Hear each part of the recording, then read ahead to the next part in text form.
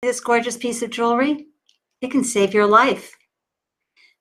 You've been in a dangerous situation, bad accident, or you've fallen. You're only 2 clicks away from help arriving. Don't you love that? I'm excited to share a wonderful startup story with you today.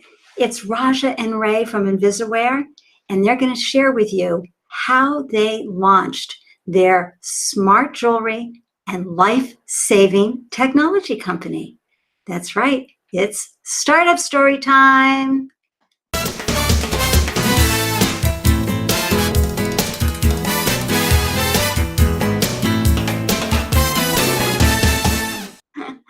Hi folks, Ande Lyons here, and I'm so thrilled that you tuned in for another startup story. I am a startup mentor, and I launched 4 businesses of my own, so I understand firsthand what everybody goes through when they're launching and branding and building a business. And I love helping clients and mentees minimize the heartaches and maximize the joy from their startup journey. So through my podcast, Startup Life with Ande Lyons, or my YouTube channel right here, Andelicious Advice, to all my DIY products and my coaching services, I'm here for you to help you and your journey. So today we're going to be hearing from an amazing 2 folks, and their startup journey is something I love sharing because I've been witnessing it from the beginning. And it's Rajia Abdelaziz and Ray Hamilton, the founders of invisaWear. It's a safety jewelry company that creates smart jewelry and accessories with advanced technology, that's smart technology, allowing users to instantly alert friends, family, and police during an emergency. I'm so thrilled they're here to join us. You can unmute yourself, guys, and say hello to everyone. Hi, everybody. Hello. Yay! Thanks for having us, Ande. We're so honored to be on your live. Well, it's exciting to go live, but you guys have had a lot of exciting things already today. You found out that you were on the cover of your hometown paper? Yes, We the were. Lowell Sun. It was so exciting. Right on the front page. I didn't even know it was going to be front page until everyone emailed us saying congratulations. That is so great. So I want to dive in. We had a great conversation on our podcast, and those who are watching, you'll see, I'll have the link so you can hear the whole episode, but we want to share some of the highlights about what we talked about. And I'm going to start off with Rajia and have her share the insight and her own personal experience that led her to find a solution to increase safety through a smart jewelry device. Rajia, share. Absolutely. So, Ande, it's a really funny story. Ray and I never really meant to start a company. It sort of happened by accident. We were both in college, and sometimes we'd feel uncomfortable walking outside late at night. It feels like every single time you listen to the news or you watch the news, there's a scary situation about someone that's missing, abducted, kidnapped, a really bad car accident. And we wanted a way to protect ourselves and our loved ones. I had a scary situation myself one night leaving an event where, as I was walking back to my car, a car full of guys drove by. One of them rolled down the window and yelled an inappropriate comment. Another one started to get out. During that situation, my phone was right in my hand, but there really isn't enough time to unlock it, let alone call for help or dial 911, call one of the people, Ray, who's less than a block away. I was so lucky, super fortunate. I was able to run and get in my car unharmed, but it was really in that moment, Ande, that the sense of importance to protect myself and to protect every woman and man that I care about really hit home. But as we were looking for safety devices, everything on the market was a big ugly panic button. And my grandmother, who's 80 years old, said she'd rather fall and not be able to get up than to be seen wearing one of those ugly panic buttons. So I remember telling Ray, I said, it makes no sense to me if even my grandmother won't wear it. Why are all these companies marketing them to younger women or any woman in general? And it's been a very exciting 2.5 years for us. We've been overwhelmed with the positive support, and we're just so excited for the future, knowing that we've saved multiple lives in such a short period of time really makes our entire world. I love that. Thank you for sharing that, because there's always a story about how someone came up with an idea and decided to create a product, bring a service to life.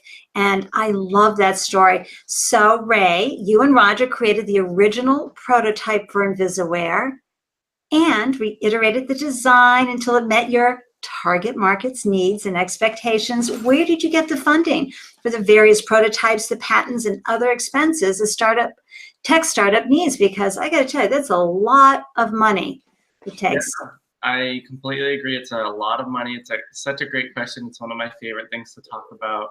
So this has been such an incredible journey for Rajia and I starting this company together. But actually fundraising, getting that first round of funding together, probably was one of the hardest things that we ever had to do.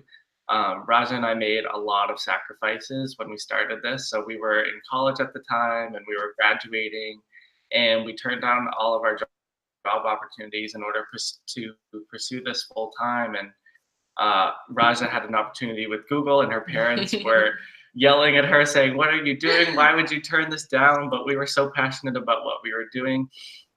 We would go to investors to try to look for money, and we found that we had a chicken and the egg problem. So for investors, they told us consumer products, they're so risky. They usually like to see traction first. So they want to see that you have sales to prove that there's actually a market for a product like this. And we would go to them and say, well, how are we supposed to get sales if we need money in order to develop a product that we can sell in order to prove that there's a market for it? So we were frustrated and we didn't know how to handle that situation, but we just kept working and kept working as hard as we could because we were super passionate about what we were doing. And a lot of people would tell us, you know what, why are you doing this? Like, this was very early on. It was just an idea. We had a few prototypes, but it still wasn't a product or a company yet. And 95% of startups fail, people would tell us. And we said, you know what, well, what if it doesn't fail? And what if one day we can help save someone's life? Then all of our hard work will have been worth it. So we kept working as hard as we could. We would enter the prototypes for competitions. We just applied to everything that we could. We ended up winning $15,000 in prizes, which was huge. So that was great.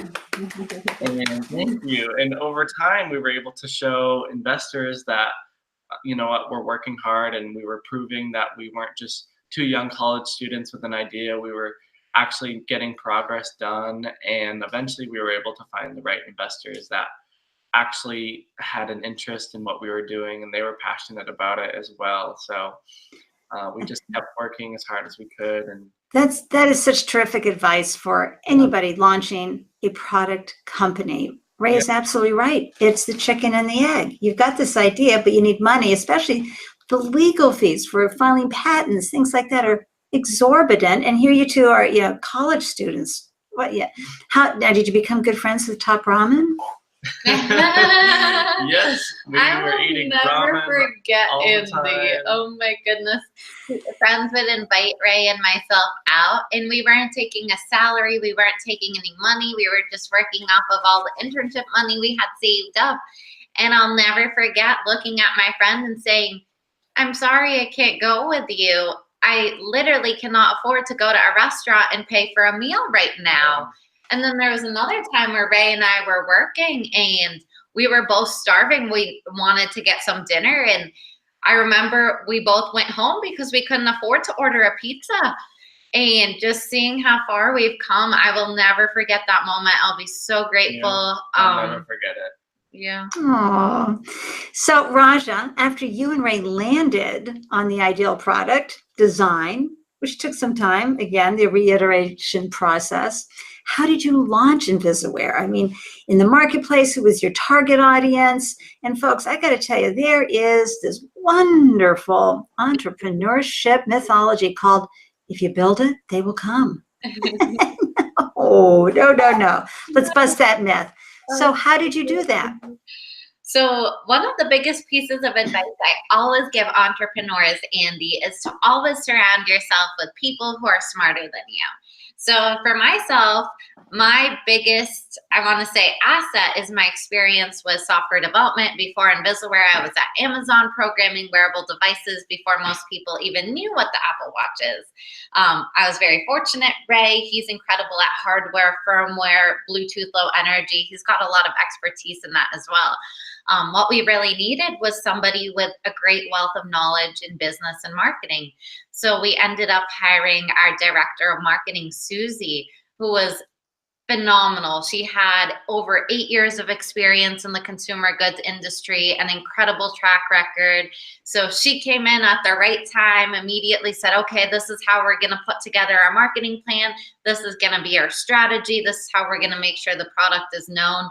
There was a period of time, Andy, where it's almost like you're just waiting. So you got the design nailed down. You're just finalizing the QA, finalizing the testing reports, waiting for the product to be manufactured, for the injection molds to be made. And Susie really said, you know what? Why don't we hype up this product? Now that we know we have a solid design, we're definitely getting to market. Why don't we launch a crowdfunding campaign?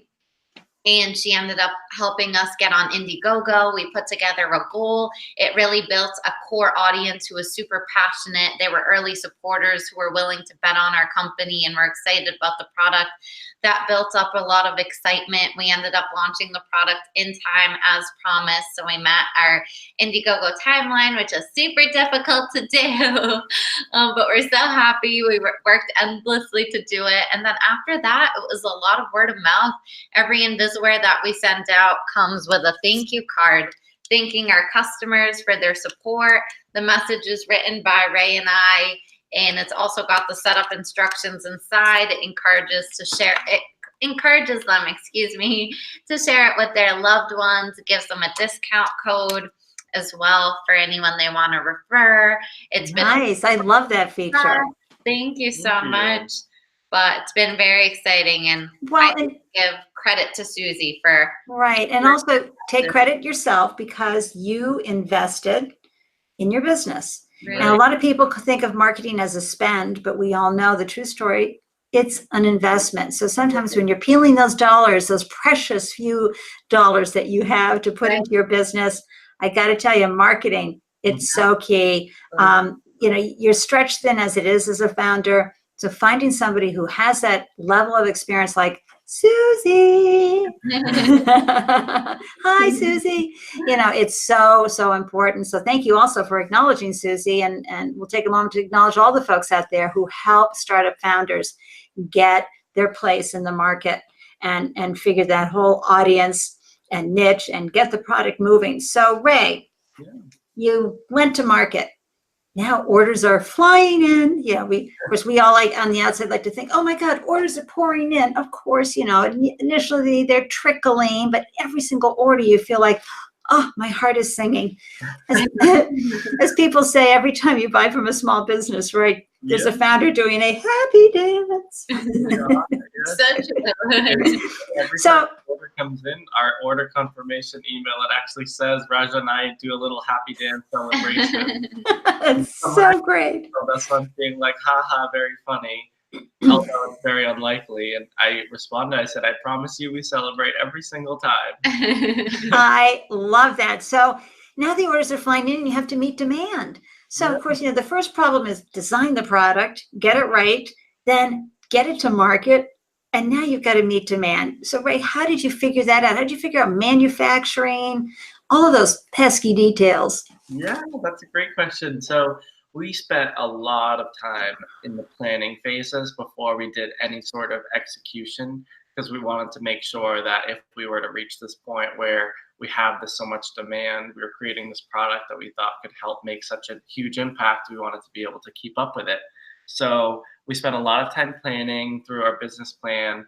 We would network and meet with different mentors that could help provide us with sort of guidance that have gone through launching their businesses and their products, and manufacturing alone is a completely separate business, especially with electronics manufacturing. There's so much that can go into it, all of the different supplies. Where did you know where to start, Ray? So we actually were just working at the Innovation Hub at the time, and there was a supplier that was just walking around, and someone from the iHub had recommended we reach out to this person. So she stopped by, and we said hello, and she ended up being a great component supplier for electronics. So we networked with her. She was amazing. She said, I'd love to get you some contract manufacturing. I'd love to schedule some tours for you in the area, which was huge. So we ended up, she took us on tours at all of these different facilities so that we could see all of the equipment that each one had and meet the people and the team for the ones that are going to be assembling everything. So that was huge to be able to just network and have someone help you like that. I tell you, another big hug and thank you to all the folks who show up for Startup Founders with their generosity, their advice, their mentoring, their coaching, everything. Yeah, absolutely. We're so thankful to be working with such great people. And we found the right team, and even the president of the manufacturing facility, he's been able to become a huge mentor for us over the years and be able to help provide that sort of guidance just by launching his own business. And he's been pushing us to be able to say, you guys need to order more products. You're going to have so much demand. So he's helping us grow as our company grows as well, and helping us make sure that we're prepared for everything. So that's wonderful news. So Rajia, please share the recent life-saving story. In fact, this is why you were on the front page of the local paper and you've made national news with this story. Would you share how this woman used your product and how it helped her? Sure, absolutely. It was an everyday situation, Andy. It's a car accident. And this young woman was driving on the highway. She hit some black ice and she was involved in a really bad car accident where she was severely injured. And during the crash, usually the first thing that happens is your phone goes flying. So of course she couldn't find her phone. A few good Samaritans had stopped by to try and help her. They're all taking out their phones, trying to call 911, and it just so happened to be a dead zone. So they're telling her, we can't get a signal, we can't call 911. They're panicking. She's panicking. She told me over the phone, she said she was lying on the ground saying, please God, don't let me die. Don't let me die. It still brings tears to my eyes every time I retell the story, but she said she remembered she had her invisaWear keychain that her aunt had given her just a week and a half prior. And she took it out, she double pressed it. It immediately notified 5 emergency contacts that she had pre-selected, 2 of which were her mom and dad. And her dad saw the alert, looked at the location, saw it was the highway, knew immediately it was a car accident. Dad's intuition just kicked in. He drove as quickly as possible. He actually got there at the same time as the ambulance and police. But it gives me goosebumps because one of the first things she did after getting out of surgery was she called our company and she said, I want to talk to the founders and I want to thank them for saving my life. And while she was telling me the story, I could just picture myself or a loved one in that same situation. And one of the things that really hit home with me was when she said, during a situation that's that scary, having a loved one there to advocate on your behalf, to hold your hand, that makes the biggest difference in the world. And I could just envision myself in the same scenario and having my dad or a loved one there. Oh my goodness. That is unbelievable. And there, is the full circle really for why you started this company. Yeah, exactly. That was the moment. We feel terrible that, of course, that she had to go through that, but thank goodness. Yeah, and I told the Lowell Sun reporter when they were speaking to me, I said, it's a huge mixture of emotions because when you get an email or a phone call like that, the first thing on your mind is, oh my goodness, is this person going to be okay? Right. It's really interesting because I had never met Janelle at that point. But to be so concerned about, is she going to be okay? Is she going to make a full recovery? You just feel this unbelievable bond with customers and users of your product. And It's just so hard to explain and to put in words, but we're so fortunate, and we're very lucky enough to be able to meet Janelle and her family and her adorable puppy. What a wonderful outcome. I love that story. Thank you so much.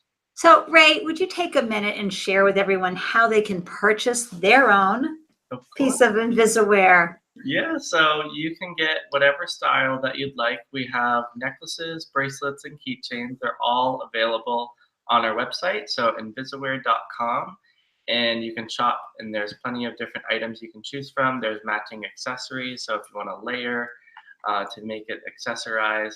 They're also available on Amazon.com, so feel free to check it out there, and everything is free 2-day shipping, both on our website and Amazon, so. Wonderful. And Rajia, how can folks find you guys? Where are you online, and how can they connect with you? Almost every social media platform. We're on Facebook, Instagram, Twitter. We have a wonderful newsletter as well where we share self-defense tips and a lot of new updates with the product, our team, and so on. So I highly recommend joining it. We just launched a blog, so feel free to go check out the blog. Right, I think you told the story of this young woman in your first blog, right? We did. Yeah, we share lots of different things on the blog, so feel free to check that out and sign up on our newsletter. We're launching some new products pretty soon, so you can stay up to date. It's very exciting. I'm going to have all the links right here in the show description, folks, so it'll be very easy for you to go and purchase one of these yourself. I'm telling you, every time I leave the home, my husband says to me, "Do you have your invisaWear necklace?" Because I park in these big garages in downtown Boston, and I walk into that garage, and I hear my footsteps echo, and I go right there to like, oh my gosh, this is going to become a horror movie story, and you're never going to get to your cell phone, your pepper spray. None of that is going to serve you. So I just love, love, love that you shared this great story with us. So folks, if you're ready for startup mentoring and want to implement the strategies and products that have benefited my clients and mentees, please visit my website, AndeLyons.com, where you'll find all the ways I can add value to your startup journey. I'd be honored to mentor you. And please subscribe to my YouTube channel, Andelicious Advice. Just click on that little bell there too, because that will give you a notification every time I upload a video. I'm, again, so grateful to you wonderful co-founders, Rajia and Ray, for joining me. Thank you so much. The pleasure is ours, and we honestly can't speak highly enough of you. We credit you to a lot of our business's success. You are our mentor and coach for anyone who doesn't know, and we highly recommend you. We can't thank you enough for all of your help and your wonderful advice. Thank you. I feel so honored to have a front row seat to your success and your wonderful startup journey. Thank you. Folks, again, thanks for watching. And until next time, I'm wishing you an Andelicious day. Bye. Mwah. Cheers.